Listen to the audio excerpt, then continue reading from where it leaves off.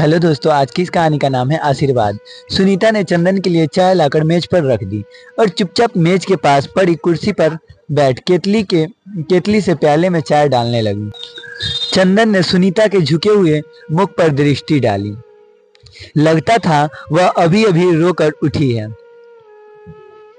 चंदन रोजाना ही सुनीता को उदास देखता है। वैसे सुनीता रोती बहुत कम है। वह समझता है कि सुनीता के रोने का कारण क्या हो सकता है, इसीलिए उसने पूछकर सुनीता को दोबारा रुलाना ठीक नहीं समझा। उसने कोमल स्वर में पूछा, माँ और पिताजी ने चाय पी ली? नहीं, सुनीता के स्वर में हल्का सा कंपन था। क्यों? माँ जी कहती है कि उन्हें इस कदर थकावट महसूस हो रही है कि चाय पीने के लिए बैठ नहीं सकती, और पिताजी को चाय नुकसान करती है तो पिताजी को दूध दे देती। ले गई थी, किंतु उन्होंने कहा कि दूध उन्हें हजम नहीं होता। चंदन चाय का प्याला हाथ में लेकर माता पिता के कमरे की ओर जाने लगा तो सुनीता धीरे से बोली, पहले आप चाय पी लेते, तब तक उनकी थकान भी कुछ कम हो जाती। तुम पियो, मेरे इंतजार में मत बैठी रहना। माँ को चाय पिलाकर अभी आता हूँ। सुनीता ने चाय नहीं पी। गोद में हाथ रखे खिड़की से बाहर देखती रही। काश वह भी हवा में उड़ते बादलों की तरह स्वतंत्र और चिंता रहित होती। सुनीता के पिता एक सफल डॉक्टर थे, पर उनकी सबसे बड़ी कमजोरी यह थी कि वे किसी को कष्ट में नहीं देख सकते थे। जब भी कोई निर्धन बीमार उनके पास आता, वो उससे फीस का जिक्र नहीं तक करते, बल्कि उल्टे उसे फल दवाइयों के लिए कुछ पैसे अपने पैसे से दे देते। परिणाम यह हुआ कि वह जितना काम व मेहनत करते थे, उतना धन संचित नहीं कर पाए। फिर उनकी लंबी बीमारी चली। जो थोड़ा बहुत धन था वह खत्म हो गया। विवाह में वह कुछ खर्च न होने देगा और विवाह के पश्चात भी सुनीता अपना वेतन घर में देने के लिए स्वतंत्र हो गई। चंदन का यह तर्क था कि वह एक मित्र के नाते उसके परिवार के प्रति सब कुछ नहीं कर सकता, जो परिवार का सदस्य बन जाने के पश्चात कर सकेगा। यह तर्क सुनीता को भी ठीक लगा था। कभी कभी अपनी चिंताओं के बीच वह खुद को बहुत ही अकेला व असहाय सा पाती थी। उसने सोचा, यदि उसे चंदन जैसा साथी जो उसकी भावनाओं को अच्छी तरह समझता है मिल गया तो उसकी चिंताएं कम हो जाएगी। फिर भी सुनीता की आशंका थी कि अकेली संतान होने के कारण चंदन से उनके माता पिता को बहुत सी आशाएं होगी, और इसीलिए शायद उन्हें दहेज रहित लड़की को अपनी बहू बनाने में आपत्ति हो सकती है। पर चंदन ने इस बात को भी टाल दिया था। उसका कहना था कि उसके माता पिता उसे इतना प्यार करते हैं कि उसकी इच्छा के सामने वे दहेज जैसी बात पर सोचेंगे भी नहीं। चंदन के पिता प्रबोध राय एक साधारण ऑफिस असिस्टेंट की हैसियत से ऊपर न उठ सके थे। चंदन उनकी आशाओं से बहुत अधिक उत्तरतित कर गया था। घर के रहन सहन का स्तर भी ऊंचा उठ गया था। चंदन सोचता था कि उसके माता पिता उसकी अर्जित आय से ही इतने अधिक संतुष्ट है कि सुनीता के वेतन की आवश्यकता अनुभव नहीं करेंगे। यही उसकी भूल थी जिसे वह अब समझ पाया था। उसके माता पिता ने पुत्र का विवाह बिना दहेज के लिए केवल इसलिए किया था कि बहू अपने वेतन से वह कमी पूरी कर देगी। जब उनकी वह आशा पूरी नहीं हुई तो वे क्षुब्ध हो उठे। उन्हें इस भावना ने जकड़ लिया कि उन्हें धोखा दिया गया। चंदन कमरे में पहुंचा तो उसकी माँ सुमित्रा अपने पलंग पर लेटी हुई थी। प्रबोध राय पास ही पड़ी कुर्सी पर बैठे समाचार पत्र देख रहे थे। चंदन बोला, माँ, सुनीता कह रही है कि आप थकान महसूस कर रही है, चाय पी लीजिए, थकान कुछ कम हो जाएगी। रहने दे बेटा, चाय के लिए मेरी तनिक भी इच्छा नहीं है। तो बताइए फिर क्या लेगी? सुनीता पिताजी के लिए मौसमी रस निकाल रही है, आपके लिए भी निकाल देगी। रहने दे, मैं रस नहीं पीऊंगी। मैं तेरी माँ हूँ। क्या मुझे अच्छा लगता है कि मैं अपने खर्चे बढ़ा बढ़ा कर तेरे ऊपर बोझ बन जाऊं? क्या करूं, उम्र से मजबूर हूँ, अब काम नहीं होता। तो फिर क्यों नहीं सुनीता को रोटी बनाने देती? वह तो कहती है कि सुबह आप दोनों के लिए पूरा भोजन बनाकर स्कूल जा सकती है। कैसी बातें कर रहा है चंदन। 7 बजे का पका खाना 12 बजे तक बासी नहीं हो जाएगा। तूने कभी अपने पिताजी को ठंडा फुल्का खाते देखा है? फिर एक ठंडी सांस ले। माँ बोली, माँ बाप पुत्र का विवाह कितने अरमानों से करते हैं। घर में बहू आएगी, रौनक होगी, शरीर को आराम मिलेगा। फिर एक और लंबी सांस छोड़कर बोली, खैर इसमें किसी का क्या दोष, अपना अपना समय है। श्याम सुंदर लाल 25 लाख रुपए नगद और एक कार देने का वादा कर रहे थे। कैसी बातें करती हो माँ। जो लड़की इतनी रकम के लेकर आती वह क्या आपको रस निकाल कर देती है। कार में उसे फिल्में दिखाने और शॉपिंग कराने में ही मेरा आधे से ज्यादा वेतन स्वाहा हो जाता।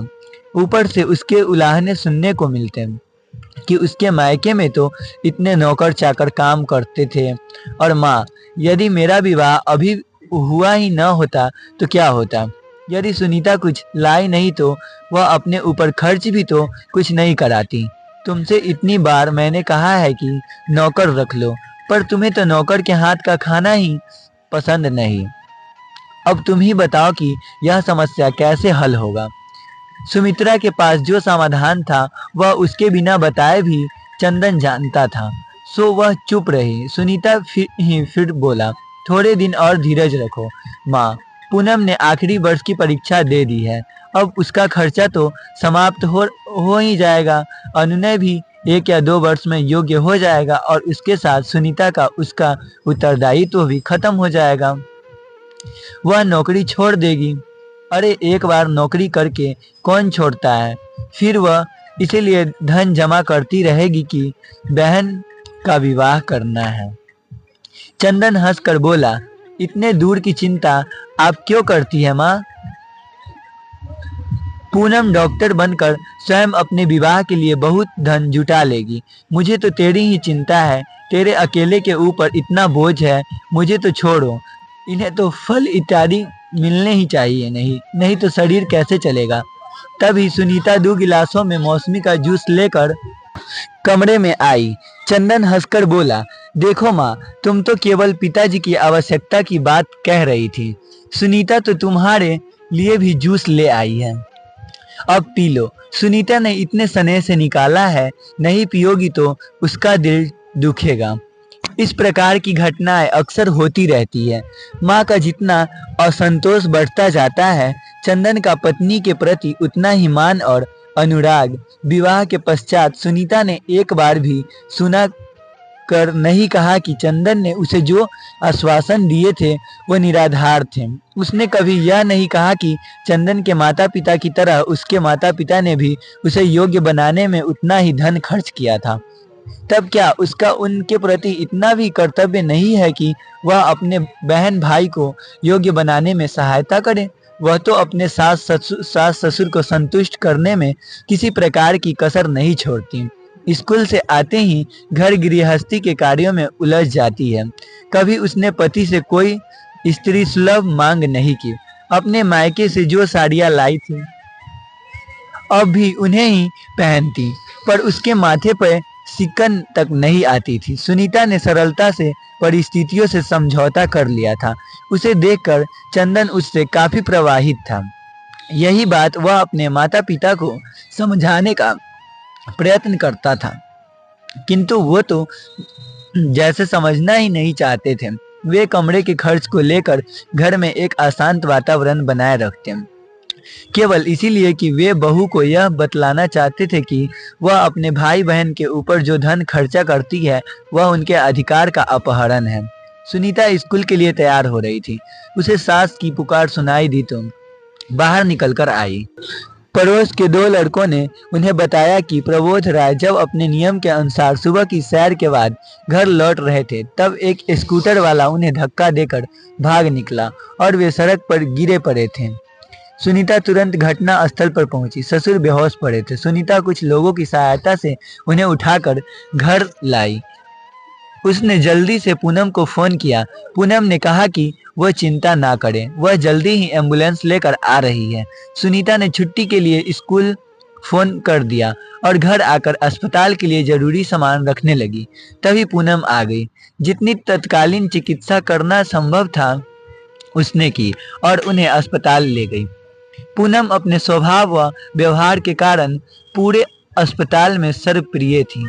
यह जानकर कि उसका कोई निकट संबंधी अस्पताल में भर्ती होने आया है, उसके मित्रों और संबंधित डॉक्टरों ने सब प्रबंध कर दिए। घबराहट के कारण सुमित्रा को लग रहा था कि वह शक्ति रहित होती जा रही है। सारे अस्पताल में एक हलचल सी मची हुई थी।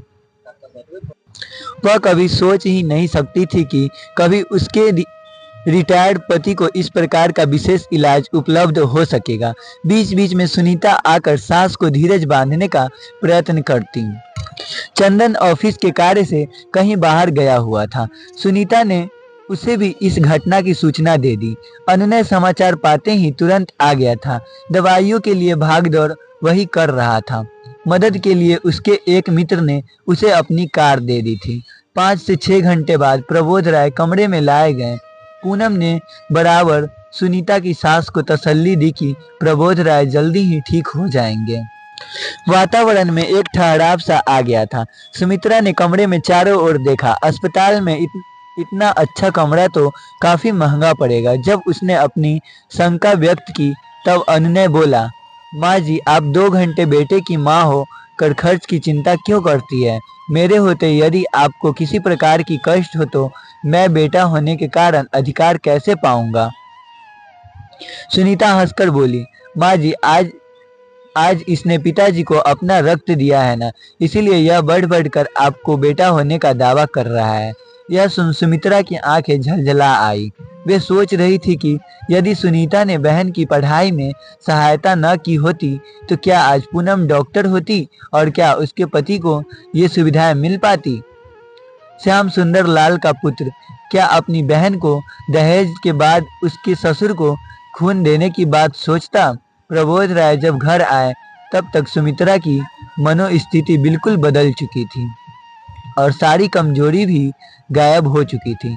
रात को पति को जल्दी भोजन कराकर वे सुनीता के लिए कार्डिगन बुन रही थी। तभी उन्हें अनुनय के आने की आवाज सुनाई दी। प्रशंसा से उनका मुख उज्जवल हो उठा।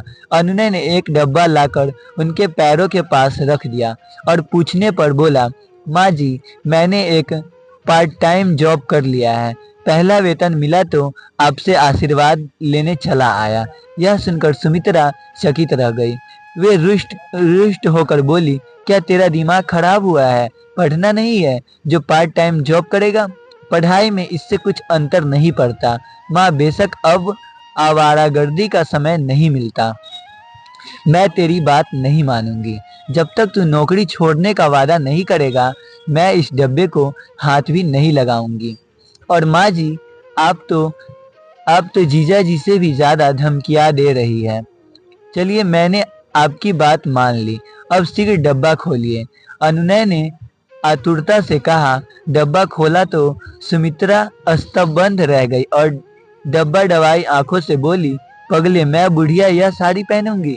अपनी जीजी को देता ना, पहले माँ फिर बहन। अच्छा माँ जी, अब जल्दी से आशीर्वाद दे दो। और अनुनय ने सुमित्रा का हाथ अपने सिर पर रख लिया। सुमित्रा हंसे बिना ना रह सकी।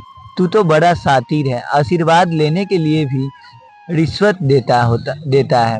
तुम सब भाई बहन सदा प्रसन्न रहो और दूसरे को प्रसन्न रखो, मैं तो कामना करती हूँ। तो दोस्तों, आज की ये कहानी आपको कैसी लगी कमेंट बॉक्स में जरूर बताना। चैनल पे नए चैनल को सब्सक्राइब करके वीडियो को लाइक करें। मिलते हैं नेक्स्ट वीडियो में, तब तक के लिए धन्यवाद।